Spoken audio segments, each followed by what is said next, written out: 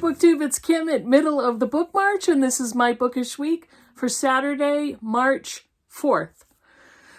Okay, I'm getting better. So I had a pretty good reading week. I'm having a really good end of week, and we'll get to that. I have 2 books that I finished. I can't talk about those. Why am I bothering to bring them up? Because they are for the BookTube prize in nonfiction, and I managed to finish all 6 of my books for the Octo finals in February, which is crazy because February is, as we all know, a short month. And I kept analyzing, how did I do that? I did that because the majority of the books were pretty short. I had 2 memoirs that were pretty short, that were, 250 pages or less. One of the books I finished last week was pretty short, less than 300 pages. This is one of the books I finished, The Story of Russia by Orlando Figes. And you would think it would be a long book. It wasn't. It was a little over 300 pages. So I finished that one and can't talk about it. And I finished River of the Gods by Candice Millard, The Genius, Courage, and Betrayal in the Search for the Source of the Nile. So I can't talk about that one. But those are 2 of the 6 of Group D, and I'm all done with my group for the Octo finals. What can I talk to you about? Well, I have 2 other books I can talk to you about. They're both buddy reads. The first one I read with Heidi from My Reading Life. We read A Raisin in the Sun by Lorraine Hansberry. This is a play, and this is the first play written by a Black woman staged on Broadway. And it's spectacular. This is the story of a Black family living in a tenement apartment in Chicago in the 50s. And it is Mama, her adult son Walter, with Walter's wife Ruth, and their young son Travis, and Mama's young daughter Benitha, who is called Benny, who's 20. And Walter is a Black man who simply wants to achieve the American dream, as it was spoon-fed to all of us in this country, and he wants to provide a good, comfortable life for his family. He has not so far been able to do that. He wants to be proud of himself. He wants to be proud of the job he holds. He wants to be proud of what he's able to provide. And life has just continued to stop him and throw up brick walls along the way. His elderly mother is still doing some service work, as is his wife Ruth. They help to go out and clean people's homes and do laundry and that type of thing. His little sister Benny is a college student, and she's trying to get to medical schools to be a doctor. And so this large family is all living in this small apartment with very little privacy, a lot of crowding, a lot of having to figure out where everybody's going to sleep, pooling their money to buy food and to keep everybody going, keep everybody fed. And the premise of the book is Mama's husband has recently died, and he's left them a life insurance policy of $10,000. So in the beginning of the book, the family is waiting for the mail to see if the check is in the mail. And they've already been talking about what they're going to do with the money. Even though, technically, it's Mama's money. It was her husband who passed away. But each one of the family members is fantasizing, what can we do with this money? And in the 50s, that was a lot of money. I mean, it's still a lot of money, but it went a lot farther back then. So they're each talking about, what can we do? And Walter has a dream of what he wants to do with this money to set up a liquor store. The Mama has other ideas of what she wants to do with this money based on her husband's death. And Walter's wife, Ruth, has her ideas of what they should all do with the money. And nobody's ideas match up. And so one day the check arrives and all hell breaks loose. This is a play that can be read in less than 2 hours. So I highly encourage you to go and read this. This should be required reading in high school. It's not. I've never read it. I graduated high school a long time ago. But there's a lot here about racism, redlining, Black families and inherited wealth and the lack of opportunities to build wealth, real estate. This is right before the civil rights movement got started in the 60s. There is a lot of discussion of Black hair, of beauty and standards of beauty. There's so much packed into this tiny little play. And there's so much packed into this tiny apartment, this very closed setting, that actually demands that we look at the much bigger world of issues that face Black families. It is a spectacularly written piece of work, piece of drama. It wraps up in a way that it's so powerful, that has so much to say, and all of it still applies. It all still applies, and for good or for bad, it does. So I highly encourage anyone to go out and read this play. It is wonderful, and Hansberry was a wonderful writer. She actually died in her mid-30s of pancreatic cancer, so very tragic. Let's see, there was another one. Yes, I have another book I read that I can talk about. And yes, this was another buddy read. I just finished this. I read this with Micah Cummins, and this is The Breath of a Whale by Lee Chavez, The Science and Spirit of Pacific Ocean Giants. And I had a great time talking about this with Micah, because if you haven't noticed, he's been reading a lot of whale books lately. I think he's reading Moby Dick right now. And on his videos, on his Goodreads, it's all books about whales. And he had this one on his channel, and I said, hey, I have that. Would you like to read it together? And so that's what we decided to do. This is basically Lee Chavez's observations as a naturalist to different types of whales. The book is divided into sections based on the type of whales. There's the humpback whale, the the blue whale? That's a giant one, the blue whale. There is a gray whale, orcas, beaked whales, and a few other types. She also talks about dolphins and other types of marine animals. And the best part of the book is the subject, the whales. She discusses how big they are, how they eat, how they socialize, their family lives. Yes, they have family lives. Just so much information about their world. And based on all of the observations, the massive amounts of scientific data that's been collected over the years, everything that's been put together about these majestic, wonderful, beautiful creatures. And it moved me to go online on YouTube and look up so many whale videos. I kept sending Micah these links to whale videos.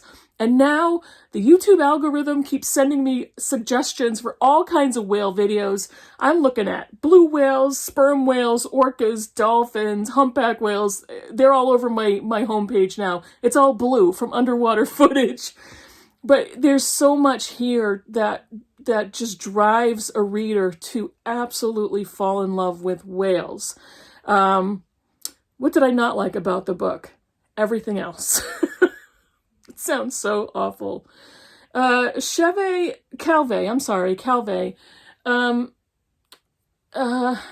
Calvé was a naturalist and a wildlife observer. I think she works now as a writing instructor.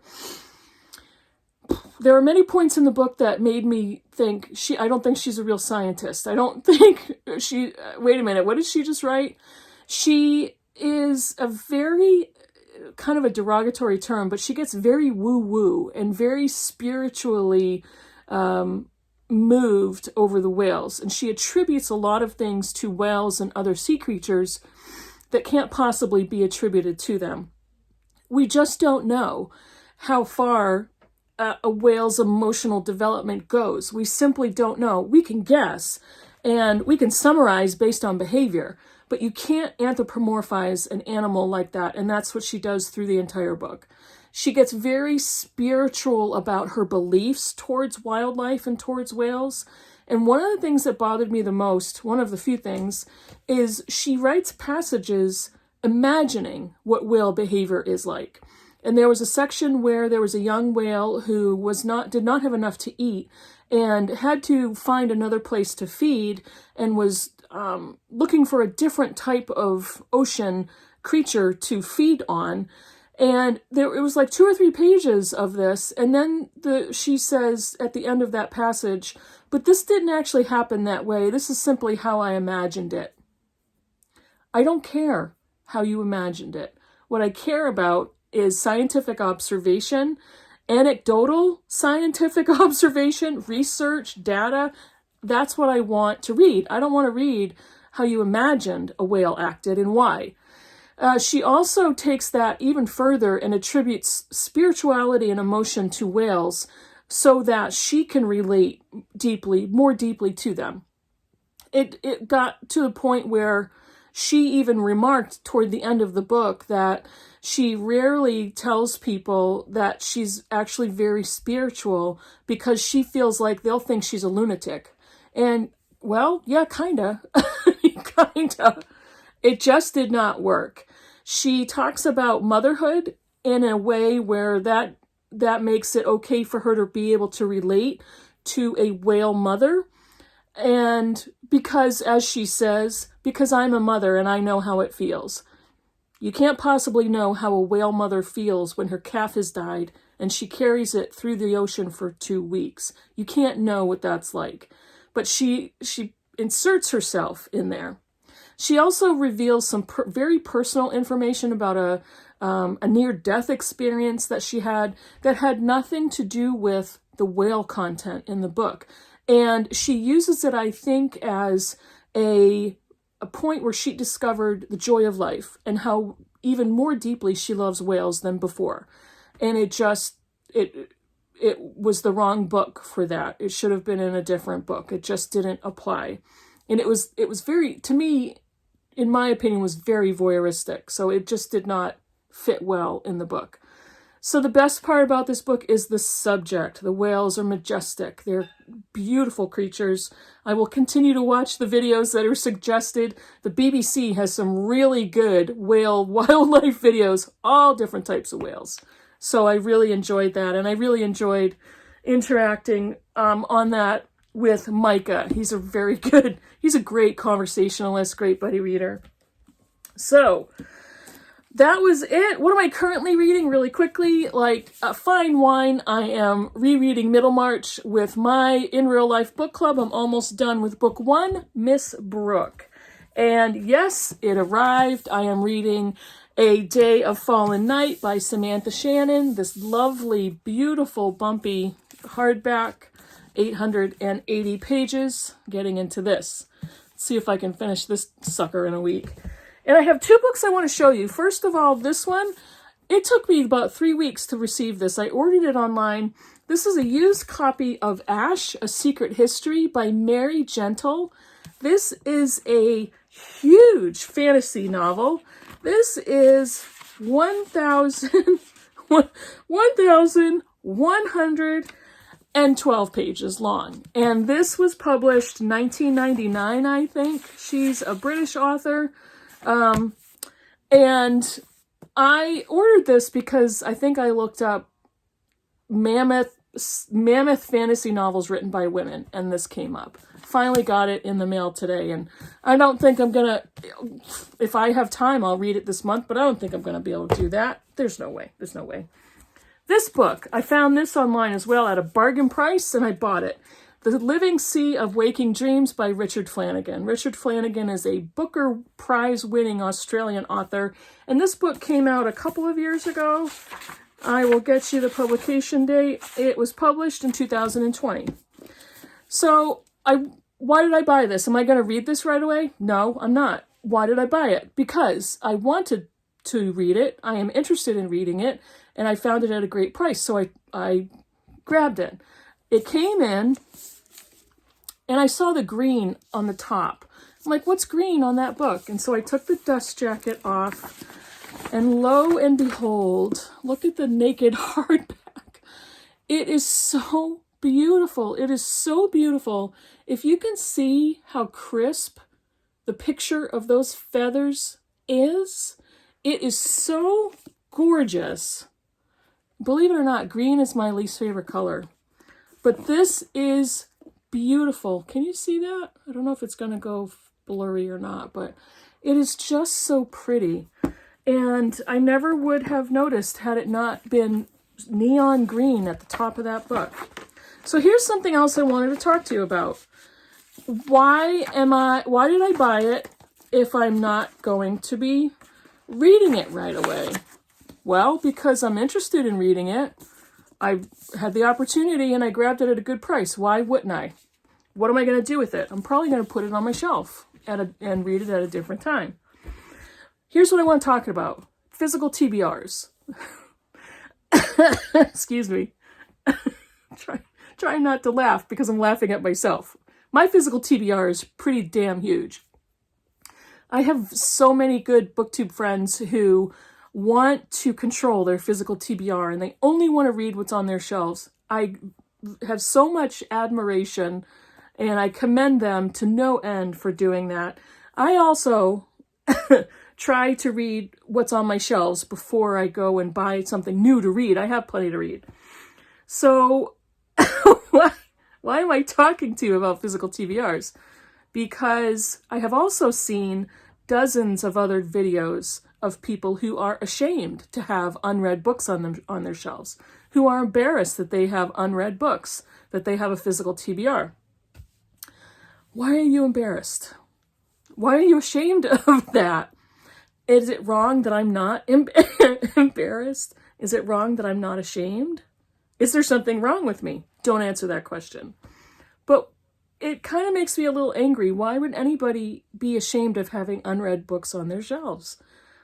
That's when I question what's wrong with me, because I don't care that I do care. I don't care that some books are unread because I love my books. I look at my shelves and they make me happy. They provoke joy.